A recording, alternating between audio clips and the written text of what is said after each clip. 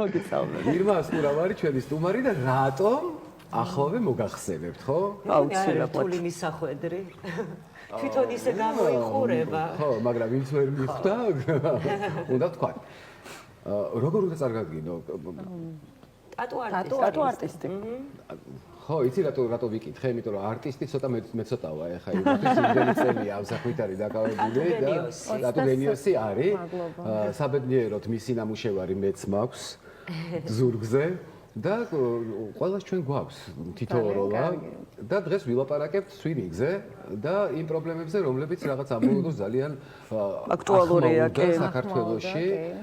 მე ვარ ნათელი მაგალითი, რომელსაც საღებავისგან მქონდა ძალიან ცუდი რეაქცია, კანს ჰქონდა აი, ზუსტად მაგაზე ვილაპარაკებთ, ეხლა საღებავისგან ჰქონდა თუ სხვა რამისგან. ეგეც არის. აი, ეგ არის საინტერესო. აი, ზუსტად ამ თემაზე იყო ლაპარაკი, რომ საქართველოში რაღაცა ამბობენ, არის მithმა მოთხრა, რომ უხარისხო საღებავებია შემოსული, ამ საღებავმა იცის ალერგია და ასე შემდეგ. სანამ შენ დაიწყებ საუბარს და კომპეტენტური ხარ ამ საკითხში, ამდენი წლის გამოცდილება, ჩემი სვინინგი 20 წლის წინანდელია და არ მგონია რომ მაშინ რამე განსაკუთრებული რეგულაციები არსებობდა საქართველოში, თუმცა არანაირი ალერგია არ მქონია და თან საკმაოდ დიდია შენი. ხო, ნუ თელზურგზია ფაქტიურად. ხო. მართალია თუ არა? ეს ყველაფერი და საღებავმა, მოდი, მაქედან დავიწყოთ, რომ შეიძლება რომ იმ საღებავმა რაც არსებობს დღეს პროფესიონალების ხელში, ამას ხას გაუსვა და მაგაზე მე ვიცი რომ ილაპარაკებ შენ, აუცილებლად ძალიან მნიშვნელოვანია ეს თემა, სახიფათოა თუ არა? არა. პირდაპირ მოკლედ და კონკრეტულად. არა. ეხლა ვიტყვი, ძალიან ხშირი არის მითები დადის წითელი ფერის ალერგიაზე. თავისთავად არსებობს წითელ ფერზე ალერგია, ეს განპირობებულია იმით, რომ წითელ ფერში არის ესეთი სხვადასხვა ელემენტები, მათ შორის არის მერკური, რომელიც ხანდახან იძლევა ალერგიას. რითი გამოიხატება ალერგია? ალერგია არის ადგილობრივი, გამოიხატება ქავილით და ამობერიელობით.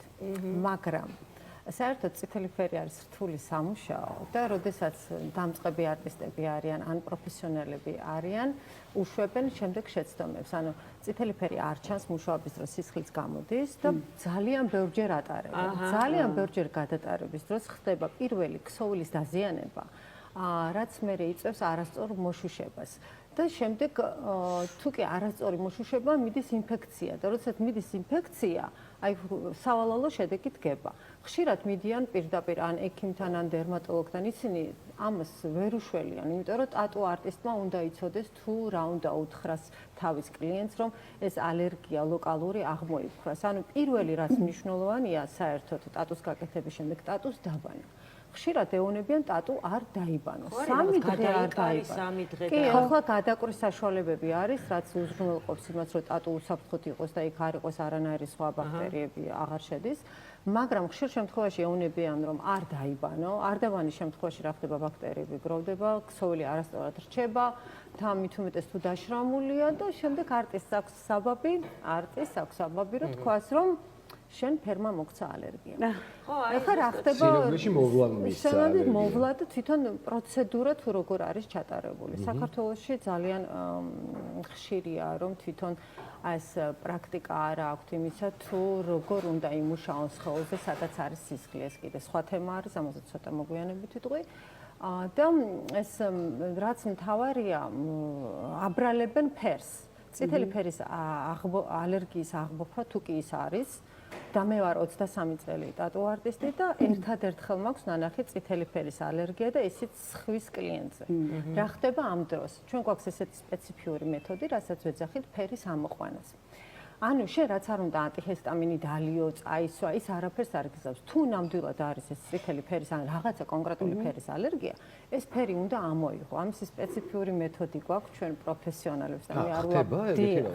ეს ფიზიკურად უნდა ამოიღო, ხდება შემდეგ პროცედურას ატარებ, გაჩნდება ფუფხი, რომელსაც მოიძრობ და ეს ჩვენი ალერგენიც და ფერებიც ყველაფერი ამოდის, და მე შეგვიძლია ახალი ფერი დაამატო, ოღონდ რაღაც გარკვეული ეტაპის შემდეგ. სიტყვაზე ვაუწყო, წითელმა ფერმა მომცა ესეთი ალერგია, შენ ამოიყვანე ეს ფერი, მე ფერი აღარ რჩება? აღარ რჩება. იცით რა, არ ვიცი დამთხოვაა თუ არა, მაგრამ ყოველ შემთხვევაში მე რაც მოვყევი, მე თვითონ მაქვს სხეულზე, ფეხზე კონკრეტულად მზის სხივები წითელი. ხოლო წითელია გამოყენებული, მომცა ალერგია, არ ვიცი ეს წითელი ფერი, ესე მითხრეს მეც, რომ წითელი ფერის ალერგია, თუმცა საბოლოო ჯამში გამოვიდა ის, რომ უნდა ყოფილიყო ყველა სხივი ერთი ზომის და ერთი ფორმის, მაგრამ ზოგი ძალიან სქელი დარჩა, ზოგი წვრილია და რაღაცა წითელი ფერის მუშაობისას სისხლი რო გამოდის, ფერს ვეღარ ხედავ. ხო, და ეს ამათ მარიციან თუ როგორ შეამოწმონ, რამდენად კონცენტრირებულად შეიყვანეს სხეულში ფერი. ანუ არაფერ შორში არ არის ამ შემთხვევაში. ყალი უნდა დაასხა. ესეც კი არიციან. რა თქმა უნდა, გამარტივია ეს ყველაფერი. ბევრჯერ ატარებენ ზემოდან და რა ხდება? ქსოვილი ზიანდება და გაქვს მერე შრამირება. ზოგან ფერი მერე გადის, უფრო მეტი კონცენტრატია. დაშრამული არასწორად რჩება და უღებულობთ ესეთ სავალალო შედეგებს. და ნახატიც ფუჭდება შესაბამისად. ნახატი თავისთავად ფუჭდება. კი. რამდენი რამე უნდა იცოდეს ადამიანმა, რომელიც მიდის, თქვა, ეს რა არის? აი, ხშირ შემთხვევაში აი ტატუებს, რომელსაც ჩვენ უყურებთ ინტერნეტით, აი რაც კი რამე არის, ესეთი სავალალო შედეგები, ყველა ნახატს რო დააკვირდი, არის დაბალი ხარისხის შესრულება. ანუ დაბალი ხარისხის შესრულებაში ისმება კითხვა. ანუ როგორ გაკეთდა ეს პროცედურა? გაკეთდა თუ არა ნამდვილად იმ საღებავებით, რომელსაც აკრედიტაცია აქვს მსოფლიოში, თუ გაკეთდა რაღაც გაურკვეველი წარმოშობის პიგმენტებით. აი, როდესაც უყურებს, ხანდახან არის ისეთი შემთხვევა, რომ ეს უბრალოდ კანის რეაქცია არის. ეს ახლა არასწორი მორჩენის პროცესი მიდის, თვითონ ნახატებზეც კი ეტყობა, რომ ძალიან ცუდი ხარისხით არის გაკეთებული. და წითელი ფერი ყველაზე რთული დასასვენია, ამიტომ აქედან გამომდინარე იცით რა მინდა გითხავთ, როგორ შეიძლება რა რეგულაციები არსებობს მაგალითად იმისთვის გაიგოს მომხმარებელმა ტატუ არტისტი რა თქვათ საღებავს იყენებს, რა ტექნიკას იყენებს, აი როგორ ხდება ეს, რომ ჩვენ ვიყოთ დაცულები, რა კვალიფიციური არის ყველაფერი, არ არის აქვს აი ეს როგორ უნდა ვიცოდეთ ჩვენ. გავაჟღერებ ერთადერთ რაღაცას. კვალიფიკაციას რაც შეეხება, ვიღაც შეიძლება ხატავდეს 3 წელი და კარგად ხატავდეს და ყველანაირ ნორმასაც იცავდეს, ვიღაცა შეიძლება ხატავდეს 15 წელი, ამ ნორმას არ იცავდეს და ვიღაცა კიდე 2 თვეც ხატავდეს. საქართველოში ძალიან ხშირია ეხლა, რომ არის რაღაცა კურსები, ტატუს კურსები, სადაც ერთი თვის მერე მომხმარებელს ვისაც სწავლა უნდა ამ ხელობის, ეუბნებიან, რომ შენ ერთ თვეში იქნები ტატუ არტისტი. როგორ იქნება ეს თვეში ტატუ არტისტი ერთ თვეში, როდესაც სხვა ქვეყნებში, იმ ქვეყნებში, სადაც ეს უკვე საუკუნეზე მეტი მიმდინარეობს, იაპონია რო ავიღოთ, საერთოდ ამათი კულტურა და როგორ დიდი ხანი მოდის, 5 წელი უნდა იყოს შენ არტისტი, რომ შენმა მასტერმა მერე დაგიძახოს მასტერი. ჩვენთან კიდევ ერთ თვეში ხდებიან ტატუ არტისტები. 5 წელი უნდა იყოს, როგორც ყოველთვის ამერიკაში ესეთი პრაქტიკა არის, ამერიკაში ესეთი პრაქტიკა არის, შენ ყავს apprentice, ანუ მოსწავლე, და 3 წლის მერე მას შეუძლია დაირქვას თუ კი შეძლებს რომ არტისტია. 3 წელის დამწყებად ითვლება. იცი რა, მე გამიგია რომ საქართველოში ასაკობრივი ზღვარი ძირღვევა და არასრულწლოვნებს ასწავლია, რაც მართლა დაუშვებელია, ხო მე მართალია. მქონდა ამასთან დაკავშირებით ინტერვიუ, იმიტომ რომ 18 წლამდე დაუშვებელია ტატუს გაკეთება. მე იმედი მაქვს, რომ ეს მომავალში კანონშიც იქნება. და ჩვენი ჯანდაცვას უნდას ამაზე. ტატუს გაკეთება, ანუ მე თუ არასრულწლოვანი ვარ, მშობელის ნებართვის გარეშე არ შემიძლია. ეს ხო არის რეგულაცია საქართველოში, იმიტომ რომ არ არის. ჯერჯერობით არ არის. ანუ ვერ გაიკეთებ, იმიტომ რომ ჯერ ერთი რომ ნახატი, როდესაც ხარ დაუშვათ 13 წლის, ხო? 13 წლის ბავშვი მოვიდა, დედა ამბობს რომ მოდი დავხატოთ, მამა ამბობს დახატეს. დაიხატა ეს ნახატი. პირველ რიგში ეს არის პროცედურა, რომელსაც აქვს სისხლთან კავშირი, დაავადებებთან კავშირი, რის ფაქტორი არის.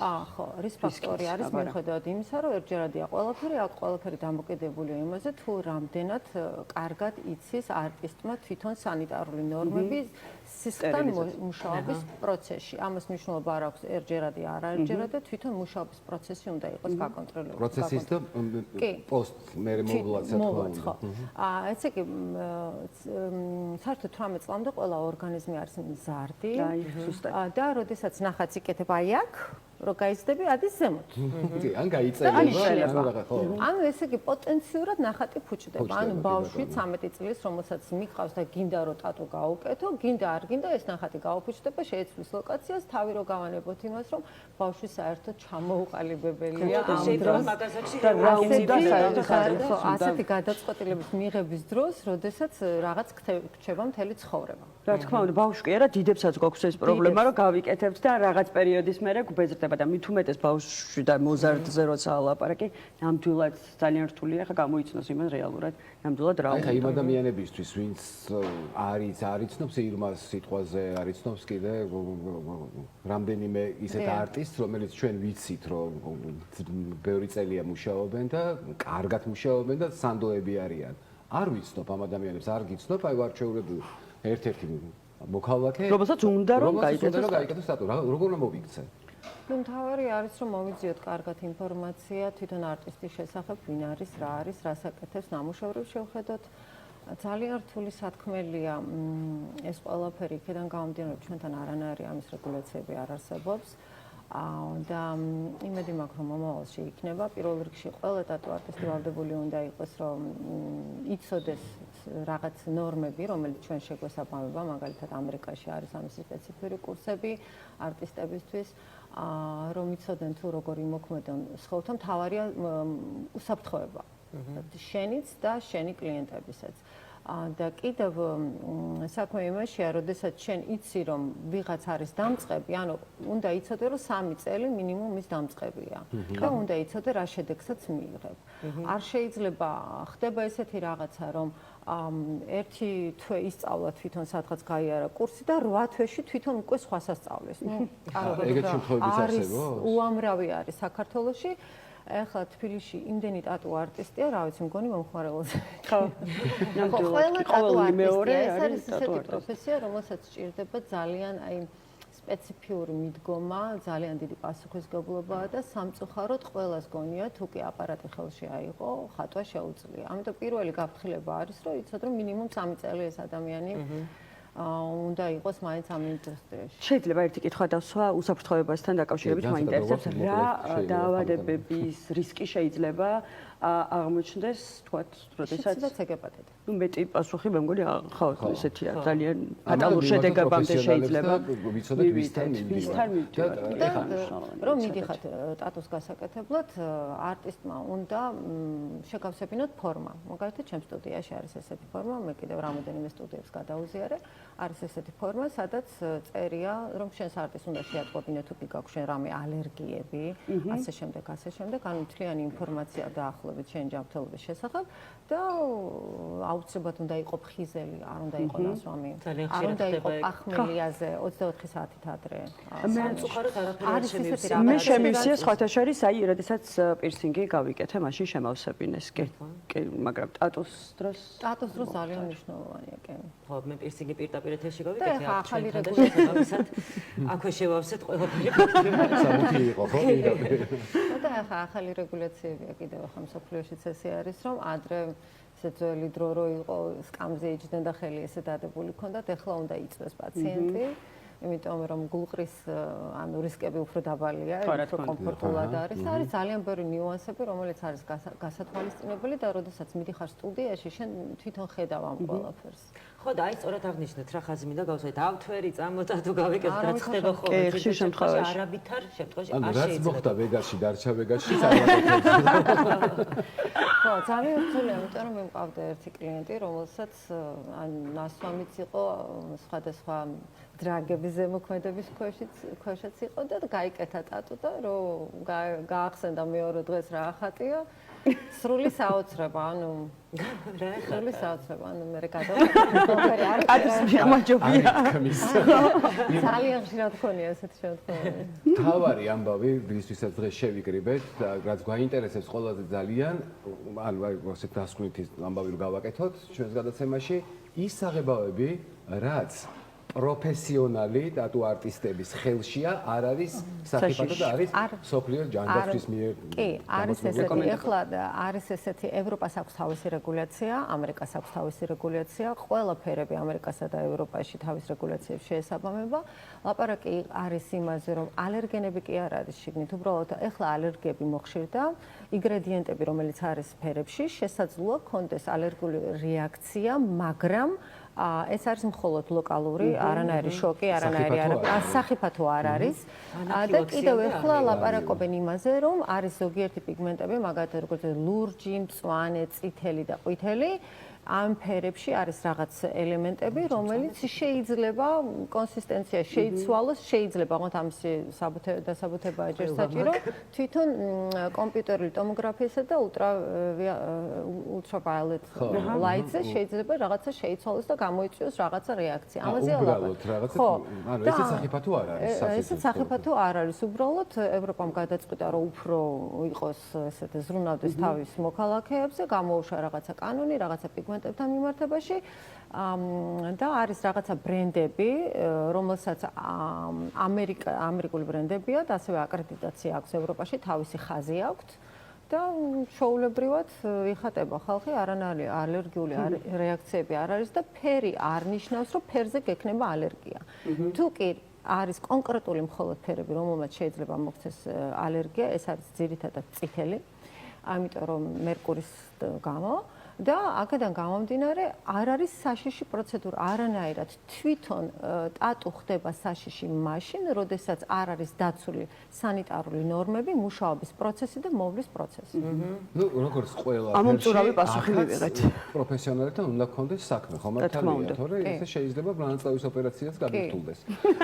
კი ბატონო. ძალიან დიდი მადლობა ირმა, მადლობა. მე ასე პირდაპირ ეთერში მინდა გამოვაცხადო ესე თამამად, რომ მალე ვესტუმრები ქალბატონი იმას და თავის დაწყებულს დაამთავრებს 20 წლის მერე. სამიყვანე რა. მეც წამოვა. კიდევ ერთხელ დიდი მადლობა. დიდი მადლობა. ძალიან შორს არ წახვიდე, იმიტომ რომ თიკა ძალიან საინტერესო რაღაცას გვიმზადებს და დაგველოდე, მოგართმევთ.